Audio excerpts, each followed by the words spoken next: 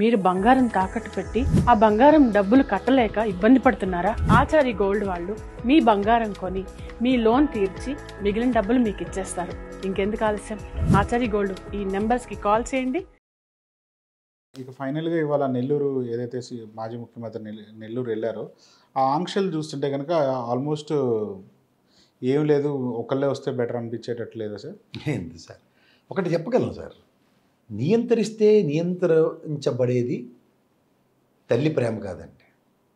అమ్మకి పిల్లల పట్ల కానీ ఏదైనా వాత్సల్యాన్ని ప్రదర్శించొద్దని మీరు రిస్ట్రిక్ట్ చేయండి. Is it possible? అలాగే కన్న తల్లి లాంటి పార్టీ పట్ల చిత్తశుద్ధి చాటుకునే పార్టీ కార్యకర్తలు, నాయకులు అండ్ ఇన్ ద సేమ్ సినారియోలో ఒక జగన్మోహన్ రెడ్డి అనే ఒక టాల్ పర్సనాలిటీకి వాళ్ళు ఇచ్చే గౌరవం ఎవరి వల్లైనా అవుతుందా నియంత్రించడం? గోతులు తవ్వినంత మాత్రాన, రోడ్లకి అడ్డంగా బ్యారికేడ్లు పెట్టినంత మాత్రాన ఆ జనప్రపంచాన్ని ఆపడం ఎవరి వల్ల కాదు. ఏదో మొన్న చూడండి రప అని ఇది పెట్టారు ఎవరు, తెలుగుదేశం వాళ్ళు. ఇప్పుడు నాకు తెలిసి లాఠీ చార్జీలు ఇలాంటి వాటికి ప్రతిఘటనలు ఏమైనా స్టార్ట్ అయితే అలాంటి ప్రసన్న కుమార్ రెడ్డి నిరసన చేస్తూ ఆయన కూర్చున్నాడు ఆయన ఇంటి ముందే గొడవకి. కాలేజీ దగ్గరికి వెళ్తే గోతులు అవి తవ్వేశారు, లాగి అవతల పడేశారు. ఆయన మాజీ ఎమ్మెల్యే, మాజీ మినిస్టర్ అని కూడా ఆలోచించకుండా దురుసు స్వభావంతో ఆడపిల్లలను కూడా చూడకుండా చేసిన పనికి ఎక్కడ పెట్టారు అండి? అసలు నాకు తెలియకడుతున్న లోపలికి వెళ్ళి ఇరగొట్టడానికి 200 మంది వెళ్ళొచ్చా? బయట ఏమో పరామర్శించడానికి ఒకడే వెళ్ళాలా? 100 మంది బయట ఉండాలా? ములాఖాత్కి ఎంతమంది వెళ్తారు సార్? ఎంతమంది వెళ్తారు? ఎవరైనా తండోపతండాలకు ఎవరైనా వెళ్తారా? మా అయితే 3-4 పర్మిషన్ ఉంటుంది, వెళ్తారు. కళ్ళ ముందు రాజమండ్రిలో పెద్దిరెడ్డి గారు వెళ్ళారు, బయట 300 మంది నిరంతరం ఉంటున్నారు మిథున్ రెడ్డి గారి కోసం. అందరూ వెళ్ళిపోయారు లోపలికి. ఆ భార్య వెళ్ళారు, వాళ్ళ అమ్మగారు వెళ్ళారు. అది కూడా తెలియకుండా ఊరికే పబ్లిసిటీ గోలగోల దేనికి అసలుకి? ఓ 100 మంది 1000 మంది పోలీసులు పెట్టి పెట్టి కాకన్ గారి పాప కూడా వెళ్తుంటే ఆమెను ఆపేసి ఆమె పర్సనల్ సెక్యూరిటీస్ లిస్ట్ వాళ్ళ లిస్టులో వాళ్ళ పేరు లేదు, మీ పార్టీ వాళ్ళే ఇచ్చారని అంటున్నారు. అది తెలివితే అట్లా ఏంటి లిస్ట్ ఏంటి? ఇది ప్రజాస్వామ్యంలో ఉన్నాం, ఎక్కడ ఉన్నాం మనం?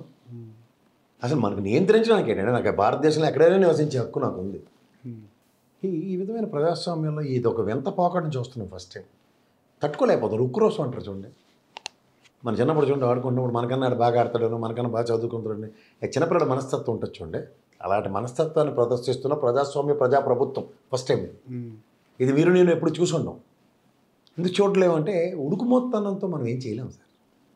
తర్వాత నేను ఈ ప్రభుత్వం యొక్క పనితీరుకి ఒక చేతావనియే చెప్పాలి. ఎందుకంటే గతంలో దేశాన్ని దుర్భిక్షానికి గురి చేసిన వేపీ సింగ్ లాంటి దరిద్రాన్ని భరించినది భారతావని. తదనంతరం మహానుభావుడు పివి నరసింహరావు గారు, మన్మోహన్ సింగ్ వచ్చి కూడా ఏ రోజు వీపీ సింగ్ ఇలా చేసేయడానికి చెప్పుకోలేదు సార్. కానీ ఇది ఎక్కడిది? ఇంత మంచి చేసిన వాడిని పట్టుకొని కూడా ఇంకా ఓ అని ఏడ్చుకుంటూ ఈ 13 నెలలు కూడా ఇంకా ఒక్కడుగు కూడా ముందుకేయకుండా దేనికి ఇది? ఎక్కడికి వెళ్తే ఆడ బాధ, ప్రతి దగ్గర నియంత్రణ. సాధించారా? పోనీ ఏమైనా సాధించారా? బంగారపల్లిని ఆపగలిగారా? సత్తెనపల్లిని ఆపగలిగారా? రాప్తాడు ఆపగలిగారా? మీకు చేత కాదు. అమ్మ పెట్టబడదు అడుగు తినదను రోప్ పార్టీ వాళ్ళ ప్రణాళిక దిగించి పెట్టారు. ఈ పని ముందే చేసుకుని ఉంటే జనాలు వస్తారండి. జనాలతో మీకెందుకు? మీరు ఆయనకి ఇవ్వాల్సిన Z+ కేటగిరీలో ఉన్న సెక్యూరిటీ ఏంటి? 54 నుంచి 58 మంది ఆయన చుట్టూ ఉండాలా? ఓ వలయంలో ఆయన తీసుకెళ్ళండి ముందుకి. ఎవరు కాదను? కానీ ప్రజలను రావద్దు, మేము నియంత్రించాం కానీ ప్రజలు రావద్దంటే ఇది వింతగా లేదండి? ఆశ్చర్యకరంగా లేదు?